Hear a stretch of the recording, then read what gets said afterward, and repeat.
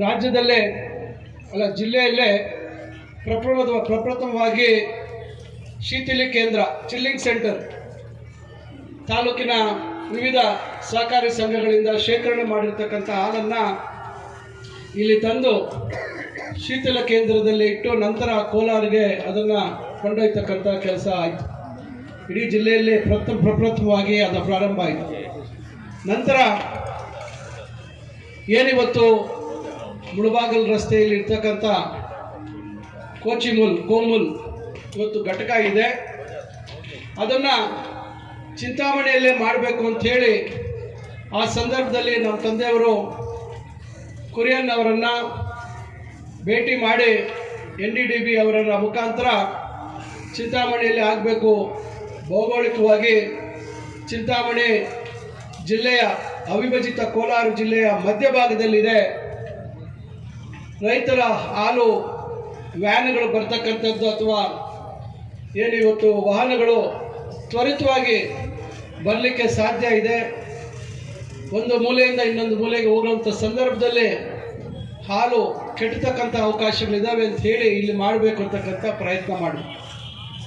ಆದರೆ ದುರಾದೃಷ್ಟ ಆ ಸಂದರ್ಭದಲ್ಲಿ ಅವರು ಚುನಾವಣೆಯಲ್ಲಿ ಸೋತರು 1985 ಮಧ್ಯೆ. ನಂತರ ಸಿ ಮುನ್ಸ್ವಾಮಿಯವರು MD ಆಗಿದ್ದಂಥ ಸಂದರ್ಭದಲ್ಲಿ ಅವರ ಊರಿನ ಹತ್ರ ಅದನ್ನು ಸ್ಥಾಪನೆ ಮಾಡಿರ್ತಕ್ಕಂಥದ್ದು ಇದು ಎಲ್ಲರಿಗೂ ಗೊತ್ತಿರ್ತಕ್ಕಂಥ ವಿಚಾರ. ಈಗ ತಮಗೆಲ್ರಿಗೂ ಗೊತ್ತಿದೆ, ತಾಲೂಕಿನಲ್ಲಿ 1,35,000 ಲೀಟರ್ಗಿಂತ ಹೆಚ್ಚು ಇವತ್ತು ಹಾಲು ಉತ್ಪಾದನೆ ಮಾಡೋದರಲ್ಲಿ ನಮ್ಮ ತಾಲೂಕು ಇವತ್ತು ನಮ್ಮ ಚಿಕ್ಕಬಳ್ಳಾಪುರ ಜಿಲ್ಲೆಯಲ್ಲಿ ಪ್ರಪ್ರಥಮ ಸ್ಥಾನಕ್ಕೆ ಹೋಗಿರ್ತಕ್ಕಂಥದ್ದಕ್ಕೆ ನಾನು ಸಮಸ್ತ ನಮ್ಮ ತಾಲೂಕಿನ ಎಲ್ಲ ಹೈನೋದ್ಯಮದಲ್ಲಿ ತೊಡಗಿರ್ತಕ್ಕಂಥ ಎಲ್ಲ ರೈತ ಮಹಿಳೆಯರಿಗೆ, ರೈತ ಬಂಧುಗಳಿಗೆ ನನ್ನ ಹೃದಯಪೂರ್ವಕವಾದಂಥ ಧನ್ಯವಾದಗಳು ಮತ್ತು ಅಭಿನಂದನೆಗಳನ್ನು ಸಲ್ಲಿಸಲಿಕ್ಕೆ ಬಯಸ್ತೇನೆ. ಇತ್ತೀಚೆಗೆ ಏನು ತಾವು ₹2 ಬೆಲೆ ಕಮ್ಮಿ ಆಗಿದೆ ಅಂತಕ್ಕಂಥ ವಿಚಾರ, ವಿಶೇಷವಾಗಿ ನಾನು ತಮಗೆ ಹೇಳಲಿಕ್ಕೆ ಬಯಸೋದಿಷ್ಟೇ. ಇವತ್ತು ಯಾವುದೇ ಒಂದು ವ್ಯವಸ್ಥೆಯಲ್ಲಿ ಸಹಕಾರಿ ಕ್ಷೇತ್ರ ಉಳಿಬೇಕಾದ್ರೆ ಯಾವ ಸಂದರ್ಭದಲ್ಲಿ ಬೆಲೆ ಹೆಚ್ಚು ಮಾಡಬೇಕು, ಯಾವ ಸಂದರ್ಭದಲ್ಲಿ ಕಮ್ಮಿ ಮಾಡಬೇಕು ಅಂತಕ್ಕಂಥದ್ದು ಜವಾಬ್ದಾರಿಯುತವಾದಂಥ ಆಡಳಿತ ಇರ್ತಕ್ಕಂಥದ್ದು ತೆಗೆದುಕೊಳ್ಬೇಕಾದಂಥ ತೀರ್ಮಾನ.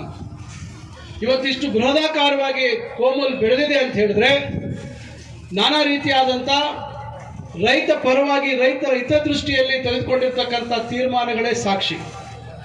ಇಷ್ಟು ದೊಡ್ಡ ಮಟ್ಟದಲ್ಲಿ ಇವತ್ತು ಕಾಮಗಾರಿಗಳು ರೈತರಿಗೆ ಉಪಯೋಗ ಆಗ್ತಕ್ಕಂಥ ಕಾಮಗಾರಿಗಳನ್ನು ಕೆಲಸಗಳನ್ನು ಕೈಗೆತ್ತಿಕೊಂಡಿದ್ದಾರೆ ಅಂದರೆ ನಮ್ಮ ಭವಿಷ್ಯತ್ತಿನ ದೃಷ್ಟಿಯಲ್ಲಿ ಗಮನವನ್ನು ಇಟ್ಕೊಂಡು ಮಾಡಿರ್ತಕ್ಕಂಥ ತೀರ್ಮಾನಗಳು. ತಮಗೆ ಗೊತ್ತಿದೆ, ಈಗ 8 ಲಕ್ಷ ಲೀಟರು ಏನಿವತ್ತು ಉತ್ಪಾದನೆ ಆಗ್ತಾ ಇತ್ತು ಬೇಸಿಗೆ ಸಮಯದಲ್ಲಿ ನಮ್ಮ ಒಂದು ಒಕ್ಕೂಟದಲ್ಲಿ, ಏಕಾಏಕಿ 12,85,86,000, ಈಗ 12,56,000, ಒಂದ್ಸತಿ 12,10,000, ಈ ರೀತಿ ಸರಾಸರಿ ಒಮ್ಮೆಲೆ 4-4.5 ಲಕ್ಷ ಲೀಟರು ಜಾಸ್ತಿ ಉತ್ಪಾದನೆ ಆದಂಥ ಸಂದರ್ಭದಲ್ಲಿ ಅದನ್ನು ಯಾವ ರೀತಿ ನಾವು ಮಾರುಕಟ್ಟೆ ವ್ಯವಸ್ಥೆ ಮಾಡಬೇಕು, ರೈತರಿಂದ ನಾವು ಪಡಿತಕ್ಕಂಥ ಹಾಲು ವ್ಯರ್ಥ ಆಗದ ರೀತಿಯಲ್ಲಿ, ಸಂಸ್ಥೆ ನಷ್ಟಕ್ಕೆ ಗುರಿಯಾಗದ ರೀತಿಯಲ್ಲಿ ಇವೆಲ್ಲ ಕ್ರಮಗಳು ತೆಗೆದುಕೊಳ್ತಕ್ಕಂಥದ್ದು ಆಗಿಂದ ಹಾಗೆ ತೆಗೆದುಕೊಳ್ತಕ್ಕಂಥ ಜವಾಬ್ದಾರಿ ಒಕ್ಕೂಟದ ಮೇಲೆ ಇರ್ತದೆ. ಹಿಂದೆ ತಾವೆಲ್ಲ ನೆನೆಸ್ಕೋಬೇಕಾಗತ್ತೆ, ಒಂದು ಸಂದರ್ಭದಲ್ಲಿ ವೀಕ್ಲಿ ಹಾಲಿಡೇ ಅಂತ ಮಾಡಿದ್ರು, ಮಿಲ್ಕ್ ಹಾಲಿಡೇ ಅಂತ, ನೆನಪಿದೆಯಾ? ಬಹಳಷ್ಟು ಜನ ಇಲ್ಲಿ ಹಲವರಿದ್ದಾರೆ. ವಾರಕ್ಕೆ ಒಂದು ದಿವಸ ಹಾಲು ತೆಗೆದುಕೊಳ್ತಾ ಇರಲಿಲ್ಲ ಡೈರಿಯವರು. ನಾನು ಬಹುಶಃ ಒಂದು 25 ವರ್ಷದಿಂದ ಕಳೆತೆ, ನನಗೂ ನೆನಪಿದೆ. ಯಾಕಂದರೆ ನಾವು ತೋಟದಲ್ಲಿ ನಮ್ಮ ತಾಯಿಯವರು ಸುಮಾರು 8 ಹಸುಗಳನ್ನು, ಸುಮಾರು 15-20 ವರ್ಷ ಹಸುಗಳನ್ನು ಸಾಕಿ ಹಾಲು ಡೈರಿಗೆ ಹಾಕಿರ್ತಕ್ಕಂಥ ಅನುಭವ ಇದೆ ನಮಗೆ. ಆ ಕಾರಣದಿಂದ ನಾನು ಹೇಳ್ತಾ ಇದ್ದೀನಿ, ಇವತ್ತು ಏಕಾಏಕಿ ಇಷ್ಟು ದೊಡ್ಡ ಪ್ರಮಾಣದಲ್ಲಿ ಹಾಲು ಉತ್ಪಾದನೆ ಆದಾಗ ಇದನ್ನು ಯಾವ ರೀತಿ ನಿರ್ವಹಣೆ ಮಾಡಬೇಕು ಅಂತಕ್ಕಂಥ ಜವಾಬ್ದಾರಿ ಒಕ್ಕೂಟದ ಮೇಲೆ ಇರ್ತದೆ. ಇವತ್ತು ಸರಿಸುಮಾರು 10 ಲಕ್ಷ ಲೀಟರ್ವರೆಗೂ ಇವತ್ತು ಅದನ್ನು ಬೇರೆ ಬೇರೆ ಕಡೆ ಬೇರೆ ಬೇರೆ ರೀತಿಯಲ್ಲಿ ಅದನ್ನು ಬಳಸ್ತಕ್ಕಂಥದ್ದಕ್ಕೆ ಅವಕಾಶ ಇದೆ. ಇನ್ನು 2 ಲಕ್ಷ ಲೀಟರ್ ಉಳಿತಕ್ಕಂಥ ಸಂದರ್ಭದಲ್ಲಿ ಆ 2 ಲಕ್ಷ ಲೀಟರ್ನ ನಾವು ಹಾಲಿನ ಪೌಡರ್ ಆಗಿ ಪರಿವರ್ತನೆ ಮಾಡಬೇಕಾದ್ರೆ ಖರ್ಚು ಬೀಳ್ತಕ್ಕಂಥದ್ದು 330 ರೂಪಾಯಿ. ಆದರೆ ಅದನ್ನು ಮಾರಾಟ ಮಾಡ್ತಕ್ಕಂಥದ್ದಕ್ಕೆ ಬರೀ 210 ರೂಪಾಯಿಗೆ ಮಾರಾಟ ಮಾಡಬೇಕು. ನಿಮಗೆ ಗೊತ್ತಿದೆ, ಹಾಲಿನ ಪೌಡರ್ ಮಾಡಬೇಕಾದ್ರೆ ಹಾಲಿನ ಕುದಿಸಿ ಅದನ್ನ ಕಾನ್ಸಂಟ್ರೇಟ್ ಮಾಡಿ ಅದನ್ನ ಪೌಡರ್ ಮಾಡ್ತಕ್ಕಂಥದ್ದು. 1 ಲೀಟರ್ ಹಾಲಿಗೆ ಇವತ್ತು ನಮಗೆ ಬಹುಶಃ 200-300 ಗ್ರಾಮ್ ಸಿಗ್ಬೋದು ಅಂತ ಕಾಣುತ್ತೆ ಪೌಡರ್, ಅಷ್ಟೇ ಅಲ್ವಾ? ಅದನ್ನ ಮಾಡಿದಾಗ ಹಾಲಿನ ನೀರಿನ ಅಂಶ ಎಲ್ಲ ಪೂರ್ತಿ ತೆಗಿಬೇಕಾಗತ್ತೆ. ಇಂಥ ಸಂದರ್ಭದಲ್ಲೇ ಇವತ್ತು ಒಕ್ಕೂಟಕ್ಕೆ 20 ಕೋಟಿ ರೂಪಾಯಿ ನಷ್ಟ ಆಗ್ತಕ್ಕಂಥ ಪರಿಸ್ಥಿತಿ ನಿರ್ಮಾಣ ಆಗಿದೆ. ಇವತ್ತು ಇದು ತಾತ್ಕಾಲಿಕವಾಗಿ ಇವತ್ತು ಹೆಚ್ಚುವರಿಯಾಗಿ ರೈತರಿಂದ ಹಾಲು ಶೇಖರಣೆ ಉತ್ಪಾದನೆ ಆಗ್ತಾ ಇರ್ತಕ್ಕಂಥ ಹಾಲನ್ನ ಅವರಿಂದ ತಿರಸ್ಕಾರ ಮಾಡಿದಿರಾ, ಅದನ್ನ ಪಡ್ಕೊಂಡು ಇವತ್ತು ರೈತರಿಗೆ ತಾತ್ಕಾಲಿಕವಾಗಿ 2 ರೂಪಾಯಿ ಕಡಿತ ಮಾಡಿರ್ತಕ್ಕಂಥದ್ದು ಇವತ್ತು ಒಂದು ವ್ಯವಸ್ಥೆಯಲ್ಲಿ ವೈಜ್ಞಾನಿಕವಾಗಿ ಎಲ್ಲಾ ರೀತಿ ಆಲೋಚನೆ ಮಾಡಿರ್ತಕ್ಕಂಥದ್ದು.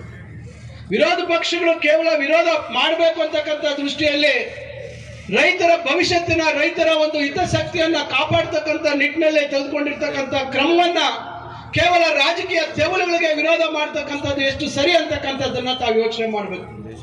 ಇವತ್ತು ಒಂದು ಒಕ್ಕೂಟ ಉಳಿಬೇಕಾದ್ರೆ ಈ ರೀತಿ ಕ್ರಮಗಳು ತಗೋಬೇಕಾಗತ್ತೆ. ಒಂದು ನಾನು ತಮಗೆ ಹೇಳ್ತಕ್ಕಂಥದ್ದು, ಇಡೀ ರಾಜ್ಯದ ಎಲ್ಲಾ ಒಕ್ಕೂಟಗಳೆಲ್ಲ ನೋಡಿದಾಗ ದಕ್ಷಿಣ ಕನ್ನಡದ ಒಕ್ಕೂಟದಲ್ಲಿ ಮಾತ್ರ 35 ರೂಪಾಯಿ ಕೊಡ್ತಾ ಇದ್ದಾರೆ. ಕಾರಣ ಅಲ್ಲಿ ಶೇಖರಣೆ ಮಾಡೋದು ಕಷ್ಟ ಇದೆ ಮತ್ತು ಮಾರಾಟ ಕೂಡ ಬೆಲೆ ಜಾಸ್ತಿ ಇದೆ. ಇವತ್ತು ಇಲ್ಲಿ ನಮ್ಮ ಸುತ್ತಮುತ್ತಲು ಇರ್ತಕ್ಕಂಥ ಒಕ್ಕೂಟಗಳಿಗೆ ಹೋಲಿಸಿದಾಗ 33 ರೂಪಾಯಿ 40 ಪೈಸಾ ಇತ್ತು ನಮ್ಮ ಒಕ್ಕೂಟದಲ್ಲಿ, ಎಲ್ಲ ಒಕ್ಕೂಟಗಳಿಗಿಂತ ಜಾಸ್ತಿ ಇತ್ತು. ಈಗ ನಾವು 2 ರೂಪಾಯಿ ಕಮ್ಮಿ ಮಾಡಿದ್ರೆ 31 ರೂಪಾಯಿ 40 ಪೈಸಾ ಆಗುತ್ತೆ. ಇವತ್ತು ತುಮಕೂರಿನ ಒಕ್ಕೂಟ ಇರ್ಬೋದು, ಬೆಂಗಳೂರಿನ ಒಕ್ಕೂಟ ಇರ್ಬೋದು, ಅಥವಾ ಮಂಡ್ಯ ಒಕ್ಕೂಟ ಇರ್ಬೋದು, ಇವೆಲ್ಲಕ್ಕೂ ಹೋಲಿಸಿದಾಗ ನಾವೇನು ತೀರಾ ಏನು ಕಮ್ಮಿ ಇಲ್ಲ. ಅವರೆಷ್ಟು ಕೊಡ್ತಾ ಇದ್ದಾರೆ ಅಷ್ಟೇ ಕೊಡ್ತಾ ಇದ್ದೀವಿ. ಇದುವರೆಗೂ ಸುಮಾರು ಈ 3 ಒಕ್ಕೂಟಗಳಿಗೆ ಹೋಲಿಸಿದ್ರೆ ನಾವು ಸರಾಸರಿ 27ರಿಂದ 30 ಕೋಟಿ ಇವತ್ತು ರೈತರಿಗೆ ಹೆಚ್ಚುವರಿಯಾಗಿ ನಮ್ಮ ಒಕ್ಕೂಟದಿಂದ, ನಮ್ಮ 2 ಜಿಲ್ಲೆಗಳ ಒಕ್ಕೂಟದಿಂದ ಇವತ್ತು ರೈತರಿಗೆ ಸಂದಾಯ ಆಗಿದೆ. ಇದನ್ನ ಮಾತ್ರ ಯಾರು ಹೇಳಲಿಕ್ಕೆ ತಯಾರಿಲ್ಲ. 8 ಲಕ್ಷ ಲೀಟರ್ ಉತ್ಪಾದನೆ ಆಗ್ತಾ ಇತ್ತು, ಅದಕ್ಕೆ ಇವತ್ತು ಪ್ರೋತ್ಸಾಹ ಕೊಟ್ಟು ರೈತರ ಇವತ್ತು ಇದನ್ನ ಬೆಳಿಲಿಕ್ಕೆ, ಮೇವನ್ನ ಬೆಳಿಲಿಕ್ಕೆ 3,000 ರೂಪಾಯಿ ಪ್ರೋತ್ಸಾಹ ಧನ ಕೊಡ್ತಕ್ಕಂಥ ಕ್ರಮವನ್ನ ತೆಗೆದುಕೊಂಡಿದ್ರು. ಇದ್ರ ಬಗ್ಗೆ ಯಾರು ಹೇಳಲಿಕ್ಕೆ ತಯಾರಿಲ್ಲ. ಇವತ್ತೇನು ಒಂದು ಹಸು ಸತ್ತೋದ್ರೆ 30,000 ಕೊಡ್ತಾ ಇದ್ರು, ಅದನ್ನ 70,000ವರೆಗೂ ಕೊಡ್ತಕ್ಕಂಥ ಒಂದು ಕೆಲಸವನ್ನ ನಮ್ಮ ಒಕ್ಕೂಟ ತೀರ್ಮಾನ ತಗೊಂಡಿದೆ, ಅದನ್ನ ಇವತ್ತು ಕಾರ್ಯಗತ ಮಾಡಿದೆ. ಇದ್ರ ಬಗ್ಗೆ ಯಾರು ಮಾತಾಡಲಿಕ್ಕೆ ತಯಾರಿಲ್ಲ. ಈ ರೀತಿ ಸತ್ಯಗಳನ್ನ, ವಸ್ತುಸ್ಥಿತಿಗಳನ್ನ ಮರೆಮಾಚಿ ಇವತ್ತು ರೈತರ ಬದುಕಿನ ಮೇಲೆ ಚೆಲ್ಲಾಟ ಮಾಡ್ತಾ ಇರ್ತಕ್ಕಂಥವ್ರು ಇವತ್ತು ಇಲ್ಲ ಸಲ್ಲದ ಮಾತುಗಳನ್ನ ಇವತ್ತು ಸಾರ್ವಜನಿಕರಲ್ಲಿ ಹೇಳ್ತಕ್ಕಂಥ ಕೆಲಸವನ್ನ ಮಾಡ್ತಾ ಇದ್ದಾರೆ. ನಾನು ಈ ಸಂದರ್ಭದಲ್ಲಿ ತಮ್ಗೆ ಹೇಳುವಂಥದ್ದು ಇಷ್ಟೇ, ಇವತ್ತು ಕೋಲಾರ ಚಿಕ್ಕಬಳ್ಳಾಪುರ ಒಕ್ಕೂಟಗಳು ಬೇರೆ ಆಗ್ಬೇಕು ಅಂತಕ್ಕಂಥದ್ದು ನಮ್ಮೆಲ್ಲರ ಅಭಿಪ್ರಾಯ. ಆದ್ರೆ ಹಿಂದೆ ಯಾರಿಗೋ ರಾಜಕೀಯ ತೆವಲುಗಳಿಗೆ ಯಾರಿಗೋ ಅಧಿಕಾರ ಕೊಡಬೇಕು ಅಂತಕ್ಕಂಥ ಉದ್ದೇಶದಿಂದ ಅವೈಜ್ಞಾನಿಕವಾಗಿ ಆಸ್ತಿ ಪಾಸ್ತಿಗಳ ಹಂಚಿಕೆ, ಅಲ್ಲಿರ್ತಕ್ಕಂಥ ಸೌಲಭ್ಯ ಇವತ್ತು ಚಿಕ್ಕಬಳ್ಳಾಪುರದ ಡೈರಿಯಲ್ಲಿ, ಮದರ್ ಡೈರಿ ಏನಿದೆ ಅಲ್ಲಿ ಇವತ್ತು ಪ್ಯಾಕಿಂಗ್ ಮಾಡ್ತಕ್ಕಂಥ ವ್ಯವಸ್ಥೆ ಇಲ್ಲ. ನಾವು ಬೇರೆ ಒಕ್ಕೂಟ ಆದಾಗ ನಾವು ಶೇಖರಣೆ ಮಾಡ್ತಕ್ಕಂಥ, ನಮ್ಮ ಜಿಲ್ಲೆಯಲ್ಲಿ ಆಗ್ತಕ್ಕಂಥ ಶೇಖರಣೆ ಮಾಡ್ತಕ್ಕಂಥ ಹಾಲನ್ನ ನಾಳೆ ಪ್ಯಾಕೆಟ್ ರೂಪದಲ್ಲಿ ನಾವು ಮಾರುಕಟ್ಟೆಯಲ್ಲಿ ಮಾರಾಟ ಮಾಡಬೇಕಾದ್ರೆ ನಾವು ಬೇರೆ ಒಕ್ಕೂಟಗಳಿಗೆ ಅದನ್ನ ಕಾಂಟ್ರಾಕ್ಟ್ ಕೊಟ್ಟು ಅವರಿಗೆ ಹಣ ಕೊಟ್ಟು ಪ್ಯಾಕಿಂಗ್ ಮಾಡಿಸಿ ಮಾರುವಂತ ಪರಿಸ್ಥಿತಿ ನಿರ್ಮಾಣ ಆಗ್ತಾ ಇತ್ತು.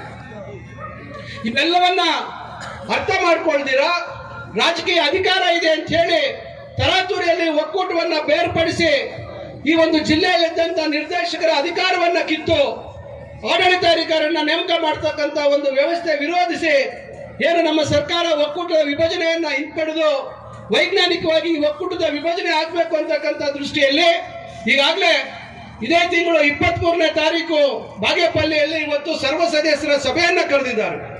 ನಾನು ಇಲ್ಲಿರ್ತಕ್ಕಂಥವ್ರು ಎಲ್ಲರಿಗೂ ಕೋರ್ತೇನೆ, ದಯವಿಟ್ಟು ಆ ಸಭೆಯಲ್ಲಿ ಪಾಲ್ಗೊಳ್ಳಿ. ಹೆಚ್ಚಿನ ಸಂಖ್ಯೆಯಲ್ಲಿ ಒಕ್ಕೂಟ ವಿಭಜನೆ ಆಗ್ಬೇಕು ಅಂತಕ್ಕಂಥ ಅಭಿಪ್ರಾಯಕ್ಕೆ ತಾವೆಲ್ಲರೂ ಸಹಕಾರ ನೀಡಬೇಕು.